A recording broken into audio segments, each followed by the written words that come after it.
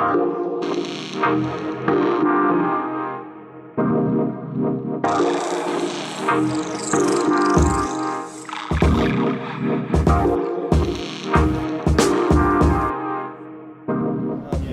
Koehn, good to have you here. We know each other for a while already. Yeah. Happy to have you in the interview. Could you tell me what your responsibility is, what Looklet does? So give us some insights. Cool. Absolutely. It's good to be here. So I'm Jannis Koehn. I work for Looklet. It's a Swedish tech company. We do fashion photography. And basically we're solving one of the big problems of any fashion retailer. They need photos to sell their garments online. And it's usually a very tedious process to assemble a big photo crew with a model, hand makeup, all the planning, all the casting around it, and also just the logistics to bring the right garments and the model at the same time to the photo studio. And so we developed a pure technology-based process where we shoot the garments one by one on a green mannequin. So it's green screen technology, and the fascinating thing is that really in the end you reassemble the image in the way that you want to, or that the retailer wants to. Choosing the model, choosing the outfit, choosing the combination, and even the body variations. And that really, I mean, in an abstract way you could say we took the fashion image apart into its components and offered the possibility to reassemble it very flexibly. And is this a fully fledged tech solution, or do you also manually retouch these images? No, so I mean the degree of automation is increasing over time. We do offer aesthetic retouch when we alter actually the physique of the garments, but there is a lot of advanced algorithms behind it where we actually decompose the image and process them in a cloud-based solution. And if you compare the process you're facilitating to the old school way of doing things, what's the key difference, and what's also the financial benefit for a retailer? Yeah, exactly. So the benefit to the retailer really differs depending on what you compare it to. So for most retailers it's much faster than the traditional photography is in terms of turnaround time. If you have, especially in the US market, but even in the European market, you can save up to 50-60% of your cost. And then you get the flexible restyling possibilities. So just the ability to modify an image after it was shot is a possibility that no one else offers. And then you can think about the applications and the use cases of that. Is it that something is out of stock and you want to modify the image because you actually have an outfit that's not up to date anymore? Or you want to offer different images in different geographies? It's not a problem. Can you also put outfits together? Like you have certain pieces, someone is looking at a sweater, for example, and you could combine this with whatever goes well. So is this possible? Do companies do this? Exactly. So we have two use cases already running, and we believe there should be much more. So the two use cases we have so far is that one of our large US clients is actually building curated content for their top 1% clients. So they create different outfits using our software. So that sweater combined with very different pants, for example, just trying to make suggestions and inspiration. The second use case is, and that's one of our German clients, we get a ping from them when one of their garments is out of stock. And in that instance, they would just restyle the image and put a new image, an updated image on the website. And the beauty of it is really, if you think of traditional photography, that's a linear cost curve. You would just double the cost or have the same cost again. In our case, it's one click in the software.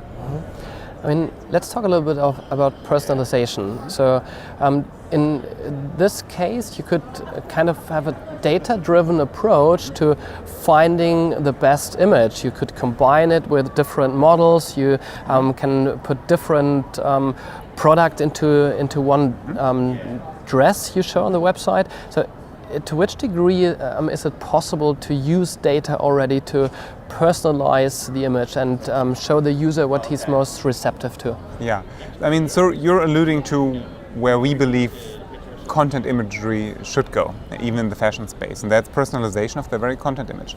Now, we're at the very beginning of that, but that's exactly where we want to go. At this point, we offer the capability to modify images. And we are now exploring with a number of personalization players in the market how exactly that could be used. The feedback that we get from all of our clients is they are very interested in it.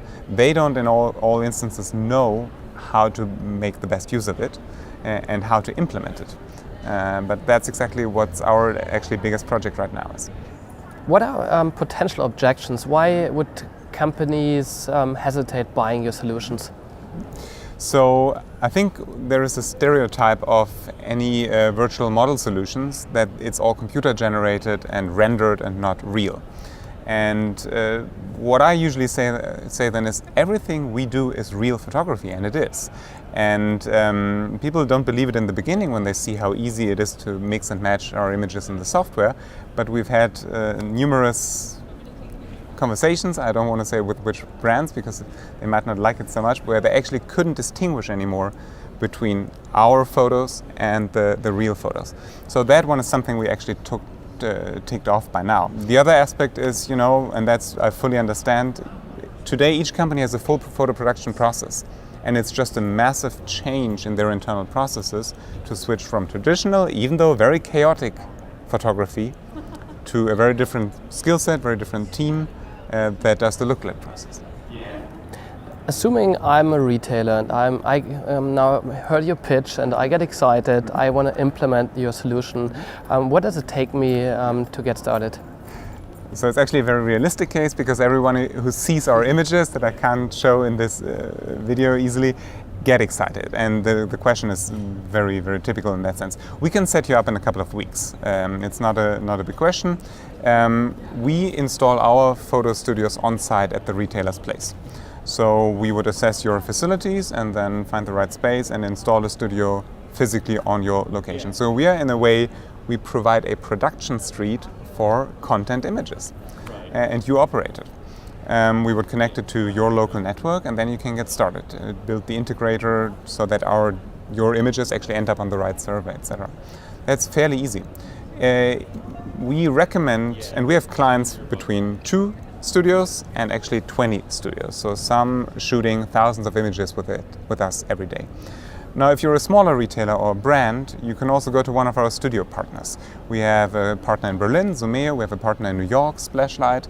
And if you just want to try it out, maybe because you're a bit hesitant shifting your entire process, or if you just don't have enough volume to justify buying the full studio, then you can go to Splashlight or Zumeo. They're fantastic partners. Is there any sweet spot? You focus on fashion, obviously. There's fast fashion, there's high-end luxury fashion. Who is your typical client? Yeah, it's a good question. So because also our view on that changed over time. I think we started, and that used to be the sweet spot really with the flash sale business model, so the shopping club, because they had so much volume in such a short time, and also with quite some cost pressure, that Looklet was really the ideal solution to create that content fast and very, very reliable in a consistent quality. Nowadays, I would say actually medium-sized retailers, medium to large retailers are the sweet spot. If you're too large, then the cost of production doesn't matter anymore, I would say. Then you really spend whatever it takes. If it's too expensive, what you sell. If you sell high fashion items for whatever dress for 2,000, it doesn't matter what the photo shoot costs. It's less. No, I would rather say it's the volume that you have. We sell So some of our clients sell dresses for $10,000 on Looklet. So companies with a very thin inventory, they probably need it. But if you have just a limited amount of product with high volume, then it's not. So the big verticals, let's say Zara, would not be a typical client of ours. They will spend probably 5 times or 10 times as much per item on photography as they would if they would use us, and that's okay because it spreads over so many pieces. There is one more sweet spot, and that's actually for one of our newest products. We just launched Kids, so a fashion photo solution for 3 and 6 year olds. And what's interesting about it is that the economics of photography are very different in the kids segment compared to the photo segment of grown-ups. And that is because kids photography and kids model photography is highly regulated for a good reason. And it's just very hard also to make a kids model smile the way you want it to smile. So our solution that's already cost-effective and very streamlined for the regular photography, all those benefits apply now even stronger in the kids segment. And it's a very exciting product. It's the highest quality also of the bodies that we've had so far, and it's gaining a lot of traction. Let's change topic a little bit. You're in fashion, and in my opinion, the fashion industry is currently probably the most exciting one, the most exciting vertical in retail. And when we see the evolution kind of several years ago, or still today in high fashion, lead times were 12 months. So I have to buy, I need to have the stuff I'm going to sell in 12 months already today on stock. Then we had Inditex, Zara, bringing the lead time down to 5 weeks. And I know there's a bunch of companies with a lead time of 3 weeks. So what do you think will be the role of data when these lead times continue to decrease? How will this change and transform the industry? Yeah. Data transforms all pieces of this industry. This is another good example. What we see today already, and I'm sure you're aware of it, is that increasingly trends are being picked up from the market and are fed back directly into the design process. So that now increasingly you observe certain trends in the market and 4 weeks later you can find it in store already. And so while in the past it was much more just copying whatever was shown by the big designers, I mean that was Zara's initial business model, now it's not being copied from the big designers but rather from the trends that are observed in the market. And that's a fundamental change. If you think that further and take a very logical next step to it, it actually means that you reverse the entire design cycle in fashion. And instead of a top-down design process where the fashion designer and then as a next step the creative director of a retailer decides what is it that the consumer should buy and where to be trendy and in fashion, this now moves to a bottom-up model where trends in the market are being observed, are being processed and are being directly implemented. And if you really take the next step, and that might be only a few years away, then you end up with basically just on-demand, just-in-time production. Only those pieces that were ordered. Also means no overstock anymore.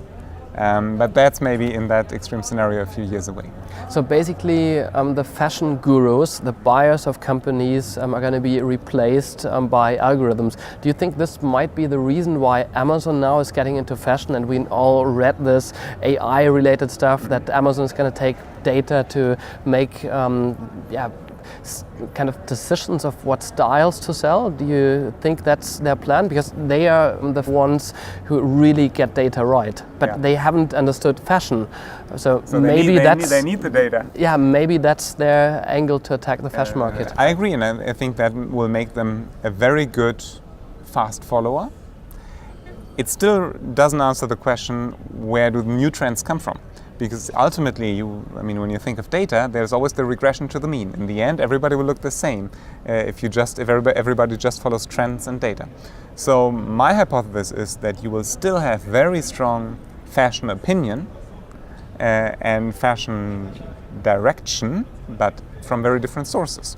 So maybe it's no longer the fashion directors and designer, but it's more, and we see that already on the influencer side, maybe it's more on celebrity side, but somewhere new impulses must come from. But then you also have the personalization element in again, because it could all be sold through one platform, which then curates content and just shows you the products you want to see, instead of having a multitude of different businesses specializing on certain fashion aspects. Yeah, true. Maybe to just offer a different scenario to what I just said, maybe it's not a few influencers, famous or infamous, that define the new looks or the styles of the new next season, but maybe it is just a way for individuals to express themselves much more individually. So I can see both ways. I don't know the future, but it's definitely exciting. So thanks a lot for the interview. Andreas, super good.